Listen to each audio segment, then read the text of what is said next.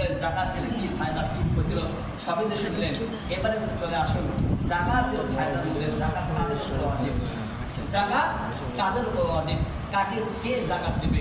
আসলে আমি শুনতেই বলেছিলাম ইসলামের 5টা রুকনের মধ্যে নামাজ, কালিমা আর রোজা, এটা ধনী গরিব সবার উপর কি? সবাই বলেন ধনী গরিব সবার উপর নামাজ, কালিমা আর রোজা ফরজ, কিন্তু জাকাত আর হজ হলো সবার উপর ফরজ না, ধরত ব্যক্তিদের উপর। ধনী কাকে বলে? ধনী বলা হয় যার ঘরের মধ্যে 7.5 তোলা 7.5 ভরি স্বর্ণ, 52 তোলা রূপা পরিমাণ টাকা তাদের ঘরে হচ্ছে।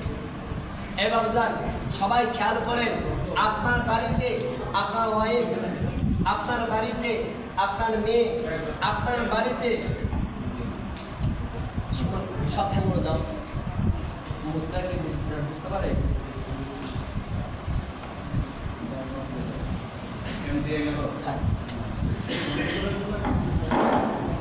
আমি যেটা বলতেছিলাম ধনী কারা?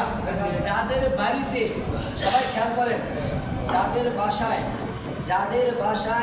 7.5 ভরি স্বর্ণ অর্থাৎ 88 গ্রাম স্বর্ণ যাদের বাড়িতে রয়েছে, আপনার বাড়িতে আপনার ওয়াইফ, মেয়ে, বোন, ভাইনি, ভাতিজি, তাদের কারেন্টগুলো রয়েছে, গলা হার রয়েছে, এগুলো রয়েছে, সব মিলে 7.5 ভরি স্বর্ণ হয়েছে।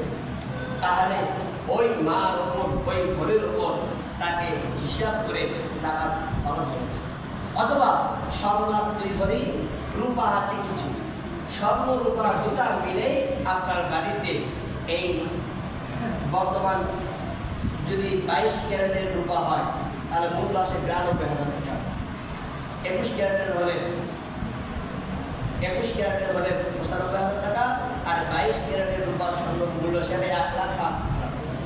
অর্থাৎ এক কথায় যার বাসায় 1 লক্ষ টাকার মতো জিনিস, টাকা পয়সা, নগদ টাকা রয়েছে, যে টাকাগুলো আপনাদের কাজে লাগে না, অতিরিক্ত ওজনদের বোঝাতে পারি আপনাদেরকে, আপনার বাড়িতে খাইতে যাইতে ঘর ফসল, তারপর ফ্রিজ, খাট, ঝুলকা, এগুলো বাদ দিয়েও আপনার ব্যাংক অ্যাকাউন্টে যে ব্যাংকেই বলেন, বিকাশ বলেন, নগদ বলেন, বা রূপালী বা সোহের ব্যাংক যেখানেই বলেন, আপনার বাড়িতে 90-1 লাখ টাকার মতো টাকা কি অতিরিক্ত আছে। বুঝতে পারছেন বিষয়? সহজ কথা। অথবা আপনার বাড়িতে নেই, আপনার দোকানে ব্যবসায়িক পণ্য আছে, যে মূল্য হয়ে 1 লক্ষ টাকা পার হয়ে গেছে, তার এই পুরোর ওপর আপনার ওপর 2,000 টাকা জাকাত কথায় 40,000-এ 1,000। 40,000 কত? সবাই বলেন 40,000-এ যদি 100 টাকা